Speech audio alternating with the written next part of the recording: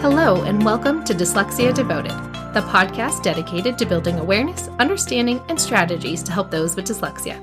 I'm your host, Lisa Parnello, dyslexia therapist and founder of Parnello Education Services. Join me as we dive into today's episode of Dyslexia Devoted. Hello, and happy Thanksgiving if you are listening to this in real time. And if you're not, happy Thanksgiving anyway. I am taking this full week off. I'm not seeing any clients, and instead I'm just going to sleep and enjoy time with family and sit by a cozy fire with my mom and the dog. And I hope you are spending wonderful time with family this week too. The last couple of weeks, I've seen some of my students both benefit and struggle from technology. And that is what has inspired this week's episode. Welcome to episode number 77 of Dyslexia Devoted, How AI Both Helps and Hurts Kids with Learning Differences. Before we jump into this week's episode, please know it is Deals Week at Parnello Education. I've got 5 days of deals where each day I'm putting a different one of my courses on sale, including my brand new morphology in the content areas for teachers and homeschool parents. So each day there will be a different course on sale for just 24 hours, and then the next day it changes to a different deal. And so I'm going to be changing it at 10 p.m. Pacific time every day. That way I can sleep in and not have to wake up early to set an alarm to switch the deals.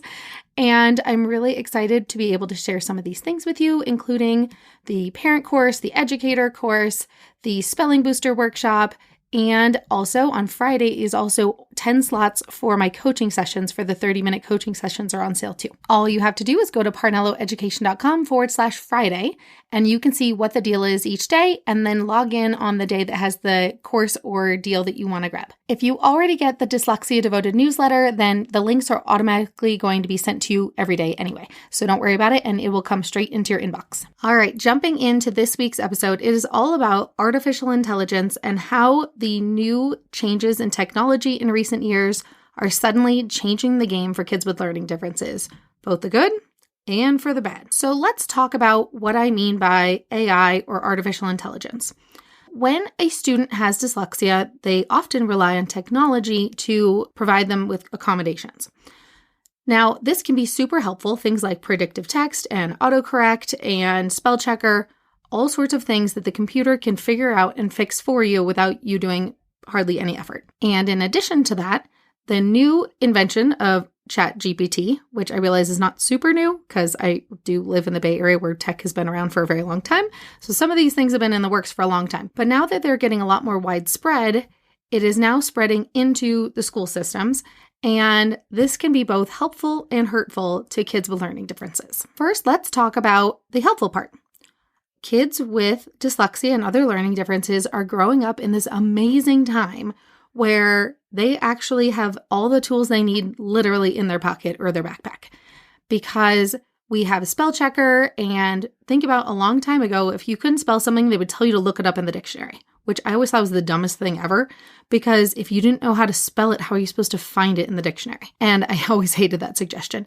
And then people would joke around like, well, you have to learn how to do this because it's not like you're going to carry a dictionary around in your pocket. Well, actually, we kind of do now. Our phones are now able to do so many wonderful things for us, including being a calculator and a dictionary and an encyclopedia all in one place. So to be a person with a learning difference right now, it's actually pretty amazing because technology can really help level the playing field where people don't necessarily know that you're a terrible speller because autofill and spell check and all the things that we can do now can compensate for that. I have one middle school girl that I work with who just doesn't care about technology. She just never cared to learn it when she was younger. So now that we are getting her ready for high school, we are trying to show her, by we I mean her parents and I, are trying to show her how technology can really help her show how much she knows, because she looks like she doesn't know and understand things if you just look at her writing. But if you were able to talk to her about it, you could tell she knows a lot more than what she puts on a piece of paper or on the screen, so to speak, if you're typing something. And so I've been trying to help her see how technology can really help her. And the other day she saw on my computer, I had autofill already in there. So it uses predictive text to figure out what is the rest of your sentence probably going to be. And so she was sitting there trying to type and then realized, oh my goodness, how does it know what I want to say next? That's already what I was going to say. And I was showing her the way technology works is it figures out what logically would make sense in that sentence. What would you probably be, going for? And she was blown away about how much faster it made her get her thoughts on paper. She was able to say what she wanted to say a lot quicker with a lot less spelling errors because she could type what she wanted to say, and then the computer could fix her spelling and figure out what the rest of the sentence would be to make sense. And it was a total game changer because she could see the way her writing could come out so much more smoothly without having so many mistakes, without having to go back and change things so much.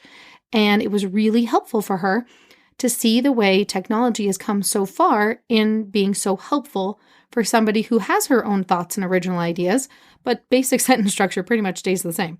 And so she was able to utilize technology to her advantage.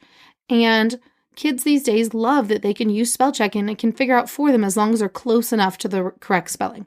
I've taught all of my students that it's critical because if you have 3 different mistakes in the same word, your spell checker is not going to help you. So they still have to know all their spelling options. They still have to know, their vocabulary, and they have to know how to write sentences that make sense, or technology is not going to help them that far.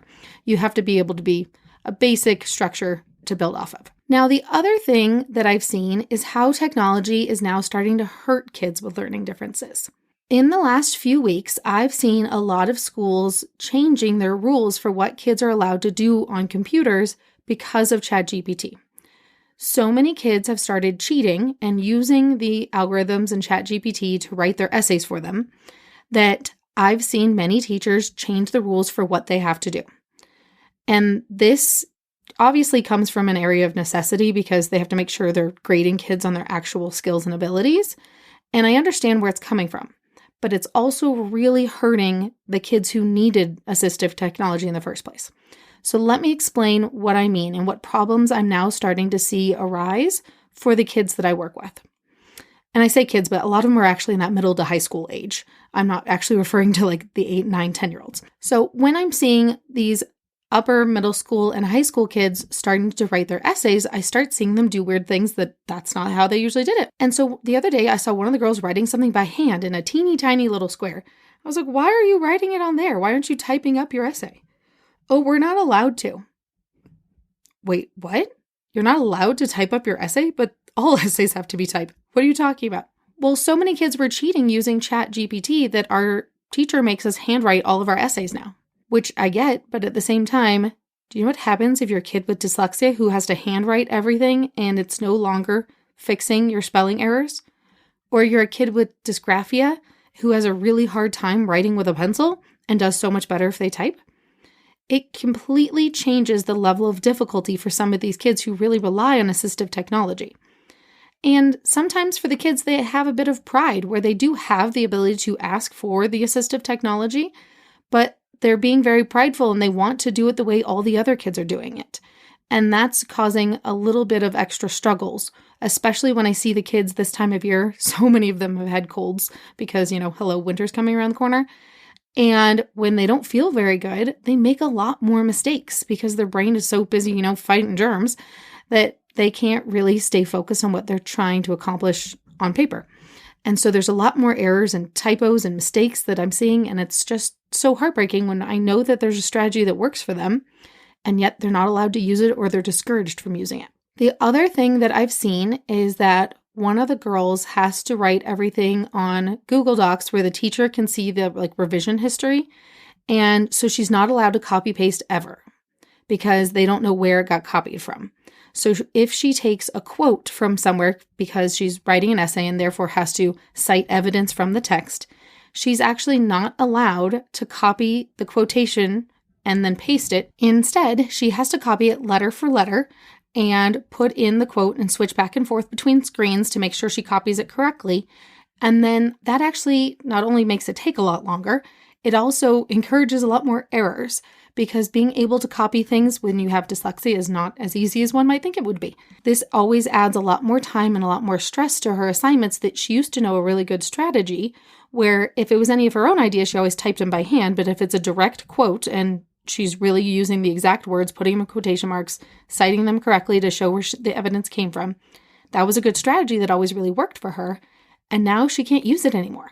And now her assignments are taking her a lot longer to get done, and it's causing a lot of extra stress. So now that I have seen the way our students can be helped with assistive technology and being able to use AI for the good, I've also seen how people have started to abuse the system, and now it's causing undue consequences for students with learning differences who were not using it to cheat, but just using it to survive school.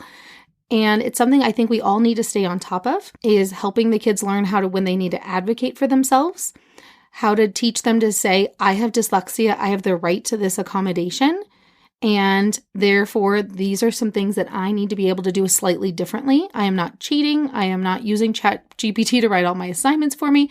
I just need to be able to copy a direct quote in order to make sure that I quote correctly, because otherwise a direct quote that's quoted incorrectly isn't actually a direct quote anymore.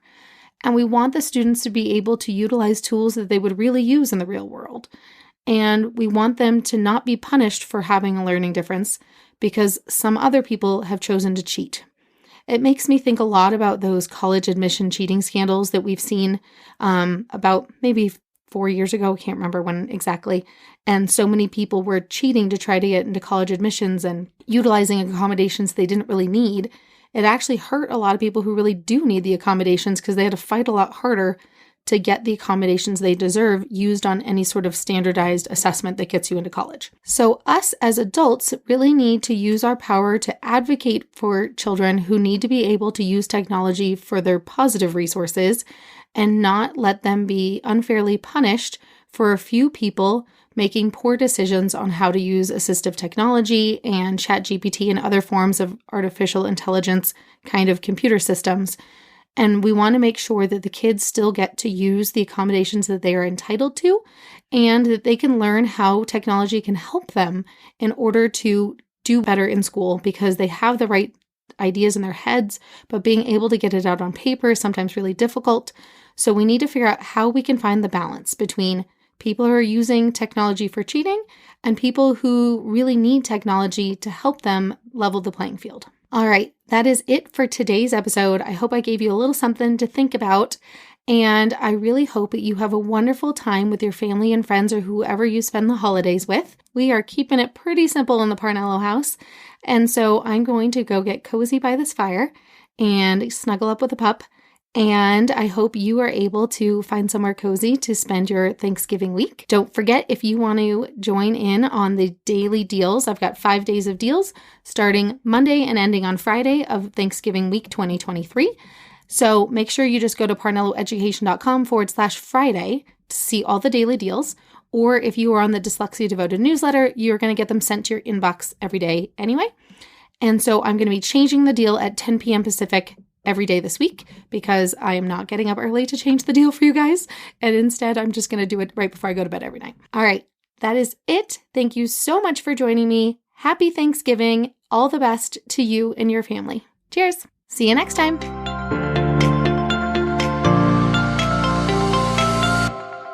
Thanks for tuning in to today's episode. If you want to learn even more about dyslexia, check out parnelloeducation.com/courses. See you next time.